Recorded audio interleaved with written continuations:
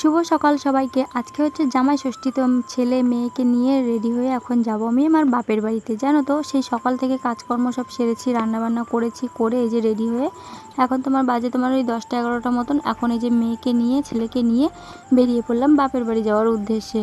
তো স্টেশনের কাছে গেট পড়েছিল, তাই ভাবলাম যে এখান থেকেই মিষ্টিটা নিয়ে নিই। তো দাঁড়িয়েছি মিষ্টি নেওয়ার জন্য, তারপরে চলে এসেছি এই যে টোটোতে, আবার উঠে পড়েছি। বাপের বাড়ি যাওয়ার পথে 3 থেকে 4টে টোটো আমাকে পাল্টাতে হয়, তারপরে আমি বাপের বাড়ি যাই। আর কোনোদিনও আমি বাসে উঠতে পারি না, কারণ বাসে উঠলে আমার বমি পাই। আর এই দেখো যেতে যেতে আমি আমার শান্তিপুর কলেজ দেখালাম। এই কলেজে আমি কিছু মাস এসেছিলাম, পড়েছিলাম।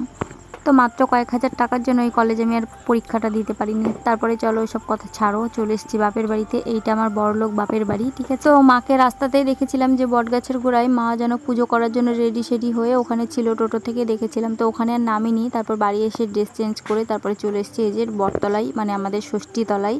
তো এখানে দেখো সবাই ষষ্ঠী পুজো করছে। আর এই বটগাছটা সেই ছোটোর থেকে দেখছি এরকমই, কারণ বটগাছ কোনোদিনও মানে বুড়ো হয় না হয়তো, সেই ছোটোবেলা থেকে এরকমটাই দেখছিলাম। তো বাবুকে নিয়ে মার কাছে চলে এসেছি যে মা পুজো করছে এখানটা একটু দেখতে।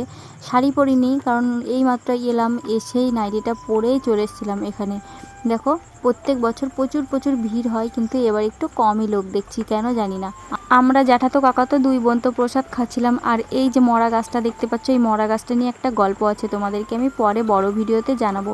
মায়ের জন্য নিয়ে এসেছিলাম একদম সিম্পল সুতির একটা শাড়ি, আর বাবার জন্য একটা জামা নিয়ে এসেছিলাম, কারণ এই গরমে এই সিম্পল সাধারণ জিনিসই ভালো, কারণ দামি জিনিস নিয়ে আসলে ওগুলো ঘরেই পড়ে থাকে।